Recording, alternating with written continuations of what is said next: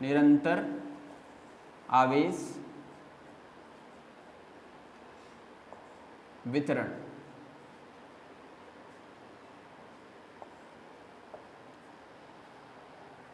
निरंतर आवेश वितरण, निरंतर मतलब होता है कंटिन्यू, ठीक है।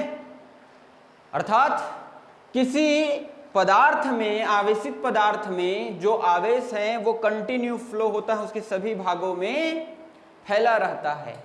ये मानना ही क्या कहलाता है? निरंतर आवेश वितरण कहलाता है। जबकि हम लोगों ने पढ़ा है कि आवेश जो होते हैं वो क्वांटमीकृत होते हैं, पढ़े हैं कि नहीं? आवेश का क्वांटमीकरण, जिसमें हमने जाना था कि किसी भी पदार्थ में आवेश की जो मात्रा होती है वो एक इलेक्ट्रॉन के आवेश के पूर्ण गुणज में होती है। अर्थात ये मान के चल सकते हैं कि जहां जहां एक्स्ट्रा इलेक्ट्रॉन रहेगा, मुक्त इलेक्ट्रॉन, वहां वहां बस आवेश होगा। तो ऐसे कंडीशन में मान लो इस पदार्थ में अगर हम लोग एक जगह आवेश ले लेते हैं, यहाँ पे इलेक्ट्रॉन है, मान लेते हैं एक इलेक्ट्रॉन, यहाँ पे है एक इलेक्ट्रॉन, यहाँ पे एक इलेक्ट्रॉन, तो उसके हिसाब से तो, क्वांटमीकरण के हिसाब से तो आवेश को पूरे भाग में ना फैल के केवल जहां जहां इलेक्ट्रॉन है वहां वहां बस होना चाहिए, है कि नहीं? समझ आ रहा है बात? लेकिन इसके बावजूद ये माना जाता है कि आवेश जो है किसी चालक पदार्थ में सभी भागों में उसके कंप्लीटली क्या हुए हैं? फैले हुए हैं, ठीक। तो इस चीज को कहा जाता है निरंतर आवेश वितरण। इसका कारण यह भी है कि किसी चालक में अगर हम लोग देखेंगे तो इलेक्ट्रॉनों की, मुक्त इलेक्ट्रॉनों की संख्या बहुत अधिक होती है, एक तो होती नहीं है, तो बहुत अधिक रहेंगे तो वो लगभग सभी भागों में फैले ही रहेंगे ऑलरेडी इलेक्ट्रॉन, ठीक है। तो इस कारण हम कह सकते हैं कि किसी चालक में उपस्थित आवेश उसके संपूर्ण भाग में समान रूप से फैले होते हैं। इसी को क्या कहेंगे? निरंतर आवेश वितरण। समझ गए? अब इस निरंतर आवेश वितरण का परिभाषा लिखने का कोई जरूरत नहीं है तुम लोगों को। हमें जानना है कि ये निरंतर आवेश वितरण आखिर होते कितने प्रकार के हैं, इसको अलग अलग प्रकारों में बांट के फिर समझना है, ठीक है। तो इसके 3 प्रकार होते हैं, उन प्रकारों को एक एक करके हम लोग समझेंगे। सबसे पहला प्रकार इसका लिखना है रैखिक आवेश वितरण। रैखिक आवेश वितरण।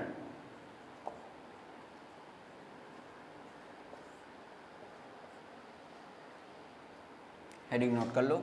रैखिक आवेश वितरण क्या है? ध्यान दो इधर। मान लो हमारे पास एक रेखीय चालक तार हो।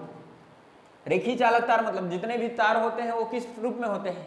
रैखिक रूप में होते हैं, रेखा के रूप में होते हैं, कह सकते हैं, ठीक। तो ऐसे तारों को हम क्या कहेंगे? रैखिक चालक, ठीक है। ये सीधी भी हो सकती हैं या वक्रीय भी हो सकती हैं। तार ऐसे मुड़ के भी तो जा सकते हैं ना। तो अगर ऐसे रैखिक चालकों में, रेखीय चालकों में समान रूप से आवेश का वितरण रहे तो उसको हम कहेंगे रैखिक आवेश वितरण, ठीक है। बिल्कुल सरल चीज है। एक परिभाषा इसको समझोगे रैखिक आवेश वितरण को, तो इनके जो अन्य 2 प्रकार और बचे हैं उनको भी आसानी से समझ जाओगे, ठीक है। तो चलो नोट करो, रैखिक आवेश वितरण का पहले परिभाषा नोट करो। जब आवेश का वितरण किसी रैखिक चालक,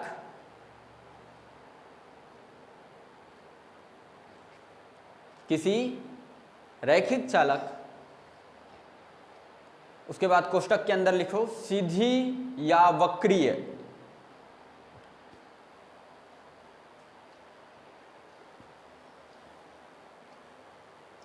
सीधी या वक्रीय, कोष्टक बंद कर दो, के संपूर्ण लंबाई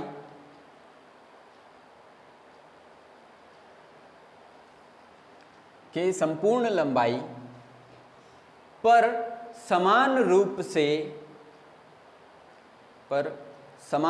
से निरंतर वितरित हो।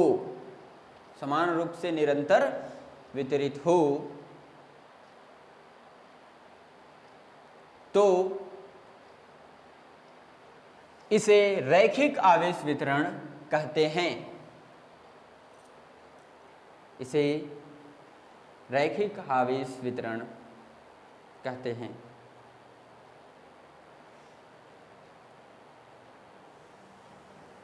हो गया? आगे लिखो, इस स्थिति में हो गया। इतना लिख के छोड़ो और उसके बाद फिर नीचे में एक हेडिंग नोट करना, रैखिक आवेश घनत्व। रैखिक आवेश घनत्व, ये अभी हमने क्या पढ़ा? रैखिक आवेश वितरण। उसी के अंतर्गत एक चीज जानना है, रैखिक आवेश घनत्व। ठीक है? अब ये रैखिक आवेश घनत्व क्या है, चलो समझते हैं। जैसे अभी हमने जाना कि किसी रेखीय चालक में यदि इसके संपूर्ण भाग में आवेश को फैला हुआ मान ले, निरंतर वितरित एक समान रूप से फैला हुआ मान ले, तो इसे रैखिक आवेश वितरण कहते हैं। यही बोले ना अभी। तो इस प्रकार से जब किसी चालक तार के संपूर्ण लंबाई में, कंप्लीट लंबाई में आवेश पूर्णतः वितरित रहेगा तो इसके एकांक लंबाई में कोई ना कोई आवेश की मात्रा होगी। कितने लंबाई में? एकांक लंबाई में।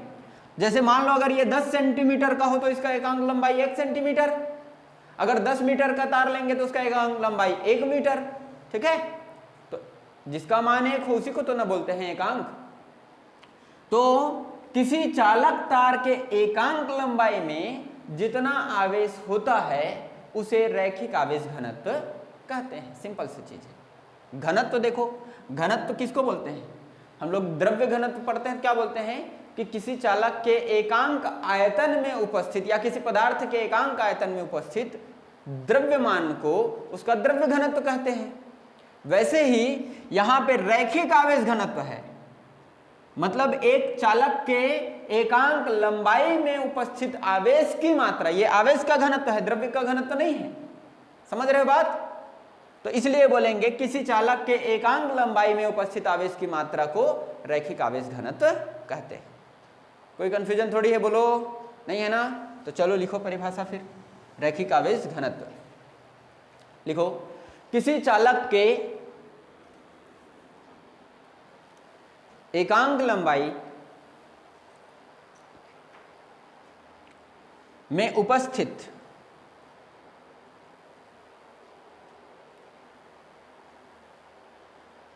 आवेश की मात्रा,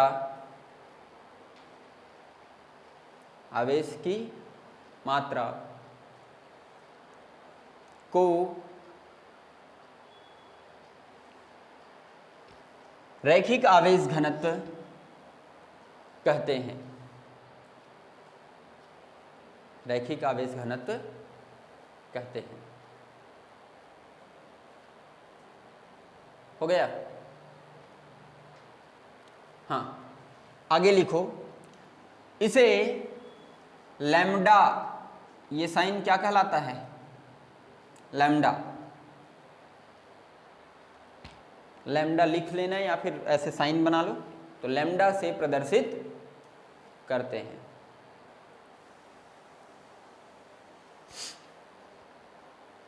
हो गया? लैम्डा से प्रदर्शित करते हैं। क्लियर ना? अब चलो इसके लिए सूत्र की स्थापना करेंगे हम लोग। सूत्र कैसे बनाएंगे? इधर देखो, मान लो हमारे पास L लंबाई का एक चालक तार है जिसमें आवेश संपूर्ण रूप से निरंतर क्या है? वितरित है, समान रूप से उसके पूरे भागों में वितरित है। ठीक? अब यदि इसमें हम लोग एक टुकड़ा ले लेते हैं, छोटा सा टुकड़ा ले लेते हैं जिसकी लंबाई जो है dl है, संपूर्ण तार की लंबाई l है, लेकिन इसमें जो टुकड़ा ले रहे हैं उसकी लंबाई क्या है? dl है। टुकड़े के लिए d का यूज कर देते हैं ऐसे, याद है? 11वीं में भी कई जगहों पर डी का यूज किए हैं। तो टुकड़ों के लिए किसका यूज करते हैं? छोटे अवयव के लिए डी का। ठीक, याद रखना इस चीज का उपयोग कई बार होगा। जब किसी पदार्थ को या किसी भी चीज को कई टुकड़ों में बांटा जाता है तो उसके टुकड़ों के लिए ऐसे डी साइन लगा देते हैं। तो ये लंबाई का टुकड़ा है इसलिए डी एल।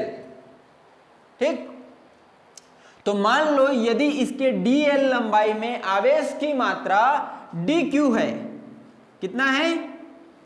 डी क्यू है, तो इस पदार्थ की या इस चालक की जो रैखिक आवेश घनत्व होगा लैम्डा, वो इक्वल होगा D Q upon D L के।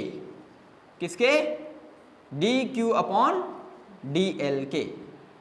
जहां ये दोनों क्या चीज हैं? तो चालक की लंबाई तो कंप्लीट एल था, लेकिन उसमें डी एल अवयव में या डी एल लंबाई के अवयव में आवेश की मात्रा डी क्यू था, तो इसलिए एकांक लंबाई में कितने आवेश होंगे? तो D Q upon D L होंगे। आ रहा है ये समझ? देखो इधर मान लो पूरे की लंबाई 10 सेंटीमीटर और इसके एक छोटा टुकड़ा ले लिए 3 सेंटीमीटर। ये डीएल कितना है? मान लो 3 सेंटीमीटर। और इस 3 सेंटीमीटर में मान लेते हैं कि 6 कूलाम आवेश हैं। कितना कूलाम? 6 कूलाम। तो एकांक लंबाई में कितना कूलाम आवेश होगा फिर? 2 कूलाम। कैसे पता चलेगा? इस 6 कूलाम में 3 सेंटीमीटर का डिवाइड करके, मतलब आवेश के मान में लंबाई का डिवाइड करके। ठीक है, तो वही तो किए हैं इधर। लैम्डा बराबर D Q upon D L, मतलब ये एकांक लंबाई में उपस्थित आवेश की मात्रा हो गई कि नहीं? इसी को कहते हैं रैखिक आवेश घनत्व। समझ गया इतना बात? यहां से एक और चीज मिल सकता है। देखो अगर मान लो कभी जरूरत पड़ जाए, भविष्य में पड़ेगा जरूरत आगे जाके, ठीक है, किसका? डी क्यू का, आवेश का। तो डी क्यू का यहां से एक अन्य फॉर्मूला निकाल सकते हैं, मतलब आवेश का एक नया फॉर्मूला यहां से निकाल सकते हैं। कौन सा फॉर्मूला? तो डी क्यू इज इक्वल हो जाएगा, अगर डी एल को ट्रांसफर कर देंगे तो लेमडा के साथ जाके क्या करेगा? वो गुणा करेगा। मतलब कि डी क्यू बराबर हो जाएगा लैम्डा इंटू डी एल। हो जाएगा कि नहीं? तो आगे चल के कुछ व्यंजक जब स्थापित करेंगे तो ऐसे मान नोट करेंगे, इसलिए अभी से इसको ध्यान रखना है। ठीक, ये सब बहुत सिंपल है, इसमें कोई कठिनाई तो है नहीं। ठीक, समझ आया कि नहीं? नहीं आया होगा तो बता दो। आया ना? अब इसका ये जो रैखिक आवेश घनत्व है, एक भौतिक राशि है, तो इसका कोई ना कोई तो मात्रक होगा। तो मात्रक क्या होगा? सूत्र से पता चल रहा है।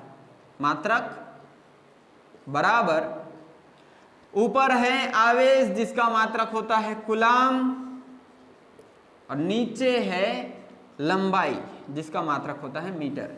मतलब इसका मात्रक क्या है? कूलाम प्रति मीटर।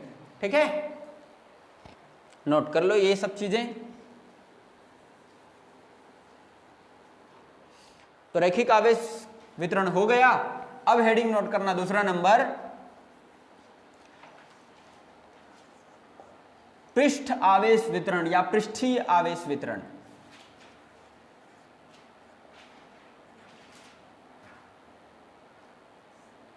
पृष्ठ आवेश वितरण।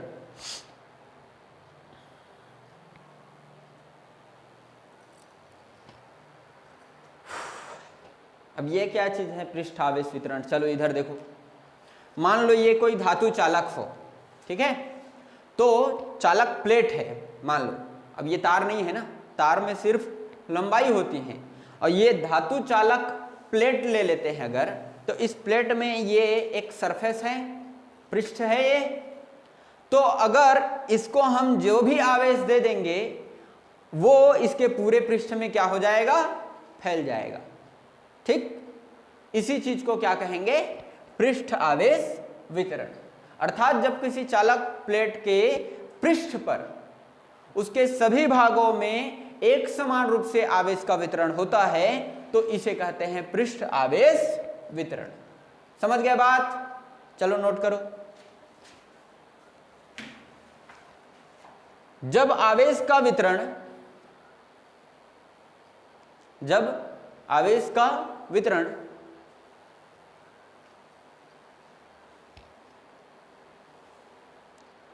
किसी चालक प्लेट के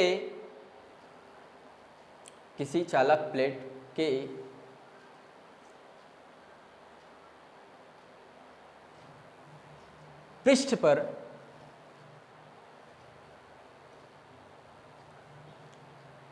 एक समान रूप से निरंतर वितरित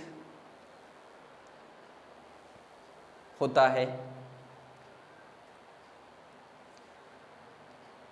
तो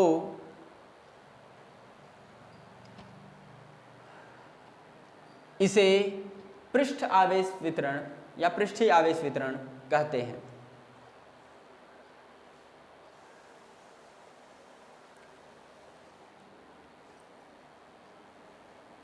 हो गया? पृष्ठ आवेश वितरण समझ गए?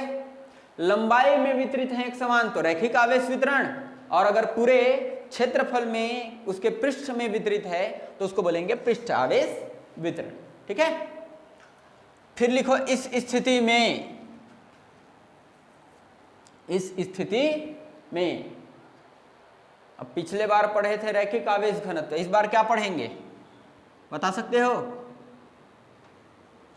रैखिक आवेश घनत्व पढ़े थे पिछले में, इसमें क्या पढ़ेंगे? पृष्ठ आवेश घनत्व। पृष्ठ आवेश घनत्व पढ़ेंगे। अब ये क्या चीज है पृष्ठ आवेश घनत्व? रेखीय तार लिए थे, रेखीय चालक लिए थे तो उसमें केवल क्या था? लंबाई था। लेकिन अभी हमने क्या लिया? चालक प्लेट का एक पृष्ठ लिया ना। तो इस पृष्ठ में क्या है? ये चालक तार एक विमीय था और ये कैसा है? पृष्ठ द्विविमीय है कि नहीं? और द्विविमीय में क्या होता है? केवल लंबाई बस होता है क्या? चौड़ाई भी होता है, और लंबाई गुणित चौड़ाई को क्या कहते हैं? क्षेत्रफल। मतलब इसका कोई ना कोई क्षेत्रफल है कि नहीं इस पृष्ठ का? तो इसके एकांक क्षेत्रफल में जितना आवेश होगा उसी को हम कहेंगे पृष्ठ आवेश घनत्व। समझ गए बात? किसी चालक के एकांक क्षेत्रफल में उपस्थित आवेश की मात्रा को उसका क्या कहेंगे? पृष्ठ आवेश घनत्व। कोई डाउट थोड़ी है? चलो नोट करो, लिखो किसी चालक पृष्ठ के एकांक क्षेत्रफल में उपस्थित आवेश की मात्रा, किसी चालक पृष्ठ के एकांक क्षेत्रफल में उपस्थित आवेश की मात्रा को पृष्ठ आवेश घनत्व कहते हैं। पृष्ठ आवेश घनत्व कहते हैं। हो गया? आगे लिखो, इसे सिग्मा, ये कौन सा साइन है? सिग्मा है।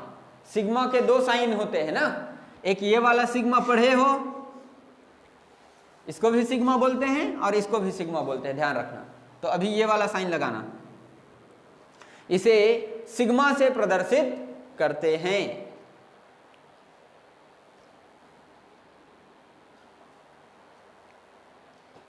हो गया? अब चलो इसका व्यंजक स्थापित करेंगे। तो रैखिक आवेश वितरण में या रैखिक आवेश घनत्व के लिए हमने एक तार लिया था। अब इस बार पृष्ठ आवेश घनत्व है तो एक चालक प्लेट लेंगे, मान लो ऐसा मान लेते हैं। इसका कंप्लीट जो क्षेत्रफल है वो कितना है? a है, और इसमें कंप्लीट भागों में, सभी भागों में आवेश एक समान रूप से क्या है? वितरित है। इसी को बोलेंगे पृष्ठ आवेश वितरण। ठीक है? तब अगर हम इसमें एक फिर से टुकड़ा ले लेते हैं, लेकिन इस बार कैसा टुकड़ा लेंगे? क्षेत्र अवयव लेंगे। उस बार लंबाई अवयव लिए थे, इस बार क्षेत्र अवयव लेंगे। मान लो इतना सा, तो इस क्षेत्र अवयव का इस टुकड़े का कोई ना कोई क्षेत्रफल होगा, तो इस क्षेत्रफल को हम लोग दर्शा देंगे dA से। ठीक है, एक तो याद रखना कि क्षेत्रफल को a से भी दर्शाया जाता है और कभी कभी s से भी दर्शाया जाता है। a का मतलब हो गया एरिया, क्षेत्रफल। s का मतलब होता है सरफेस। तो क्षेत्रफल किसी सरफेस का तो ही होता है ना, सतह का ही तो होता है। समझ रहे हो बात? इसलिए जो क्षेत्रफल होता है उसको a और s से दर्शाया जाता है। ठीक है, तो इसमें कंफ्यूज मत हो जाना कि कभी तो a लिखे थे और कभी s लिख रहे हैं, ऐसे करके कंफ्यूज मत होना। हो सकता है आगे चल के कहीं पे देखोगे तो s लिखा होगा। ठीक है, तो उसमें कोई परेशानी नहीं है। क्लियर ना? तो यहां पे हमने क्या लिया है? a क्षेत्रफल का एक पृष्ठ लिया जिसके dA क्षेत्र अवयव में यदि आवेश की मात्रा dq हो तो एकांक क्षेत्रफल में आवेश की मात्रा कितनी होगी?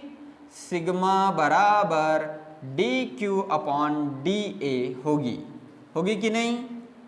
इसी को कहेंगे पृष्ठ आवेश घनत्व। ठीक है, ये सूत्र फिर नोट कर लेंगे। यहां से फिर से dq का एक फॉर्मूला मिल जाएगा। dq इज इक्वल हो जाएगा dA इंटू सिग्मा, या कहें सिग्मा इंटू dA। ठीक, मात्रक क्या होगा? मात्रक बताओ, पृष्ठ आवेश घनत्व का मात्रक क्या होगा? ऊपर क्या है? आवेश है, मतलब कूलाम। नीचे क्या है? क्षेत्रफल है, मतलब मीटर स्क्वायर। क्षेत्रफल का मात्रक क्या होता है? Metre square. तो पृष्ठ आवेश घनत्व का मात्रक हो जाएगा कूलाम प्रति मीटर स्क्वायर। ठीक है, बिल्कुल इजीली समझ आया ना ये उसके तुलना में, क्योंकि रैखिक आवेश घनत्व समझ में आ गया तो ये आसानी से समझ में आ गया। ऐसे ही अब तीसरा नंबर पे जो पढ़ेंगे वो भी आसानी से समझ में आ जाएगा। ठीक है, नोट कर लिए? आगे बढ़े। 1 विमी में होता है लंबाई, 2 विमी में होता है क्षेत्रफल। अब बारी किसकी है? त्रिविमी की। और त्रिविमी में क्या होता है? आयतन। त्रिविमी में क्या होता है? आयतन होता है। तो इस बार पढ़ेंगे आयतन आवेश वितरण। तीसरा नंबर, आयतन आवेश वितरण।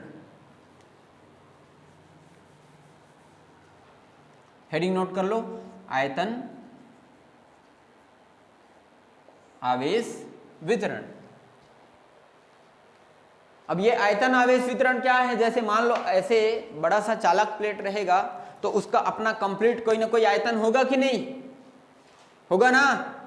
तो अगर हम उसे बाहर से कोई आवेश देंगे तो वो आवेश उस पूरे आयतन में क्या हो जाएगा? एक समान रूप से फैल जाएगा।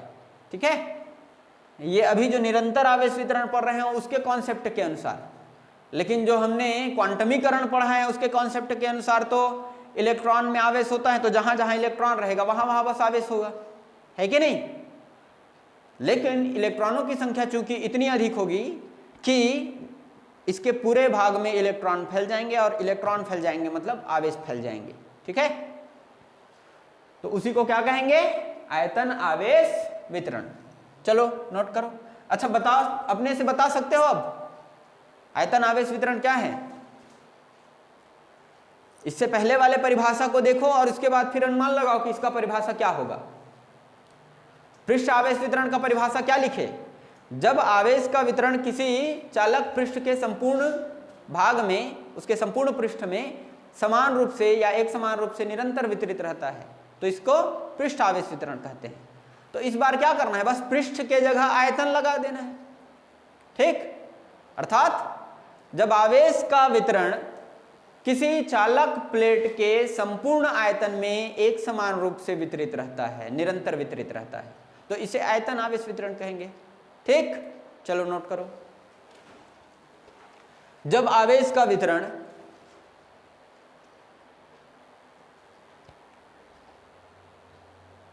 जब आवेश का वितरण किसी चालक प्लेट के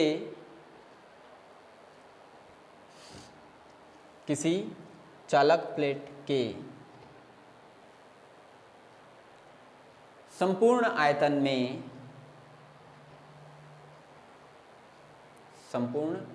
में एक समान रूप से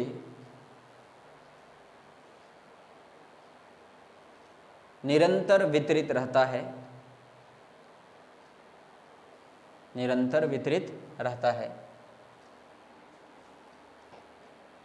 तब इसे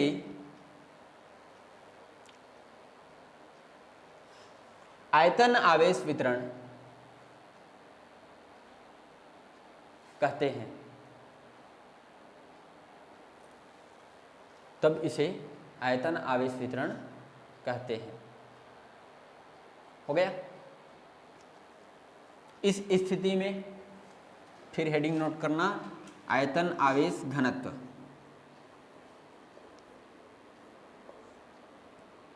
अब इसको आसानी से समझ जाओगे, आयतन आवेश घनत्व क्या है।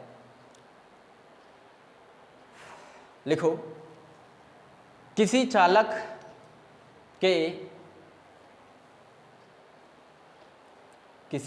के एकांक आयतन में उपस्थित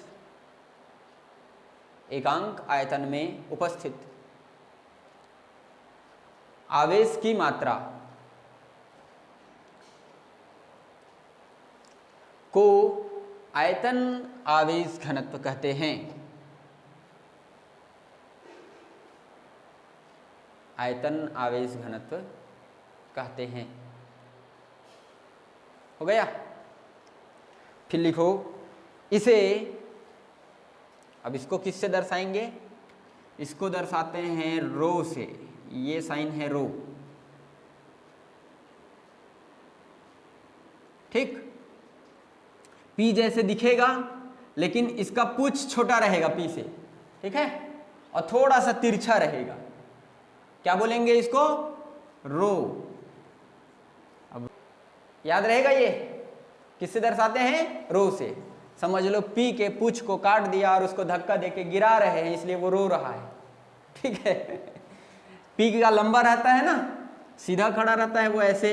अब पी का पूछ काट दो और उसको थोड़ा धक्का देके तिरछा कर दो, गिरा दो, तो रोने लगेगा, ठीक, इसलिए रो है। हाँ, तो इसे रो से प्रदर्शित करते हैं। लिख लिए? आगे लिखो फिर नीचे लाइन में, माना V आयतन के, आयतन को किससे दर्शाते हैं? V से, वॉल्यूम। आयतन को वॉल्यूम बोलते हैं, इसलिए V से दर्शाएंगे। तो माना V आयतन के चालक प्लेट में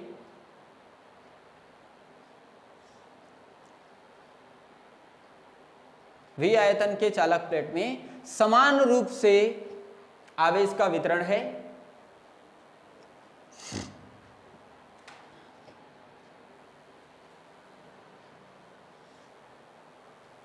हो गया। आगे लिखना, इसके अल्प आयतन अवयव, इसके अल्प आयतन अवयव dV में आवेश की मात्रा dQ है।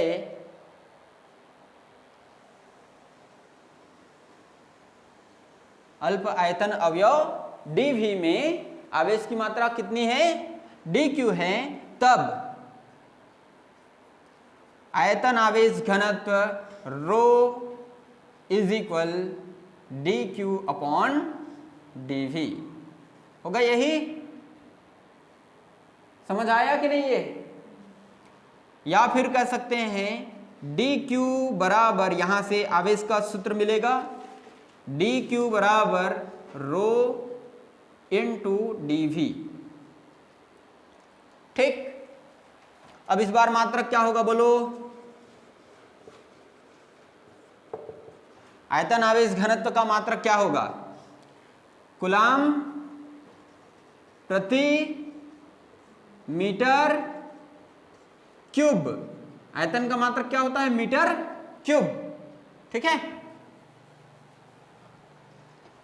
बताओ ये समझ आया कि नहीं? तीनों के तीनों बिल्कुल इजी है, एक को याद रखोगे तो बाकी ऑटोमेटिक याद हो जाएंगे। ठीक, और अक्सर ये पूछे जाते हैं, और जब भी पेपर में पूछते हैं तो एक सेट में अगर आयतन आवेश वितरण, रैखिक आवेश वितरण पूछेंगे तो दूसरे सेट में पृष्ठ आवेश वितरण और तीसरे में आयतन आवेश वितरण। ठीक है, ऐसे पूछते हैं।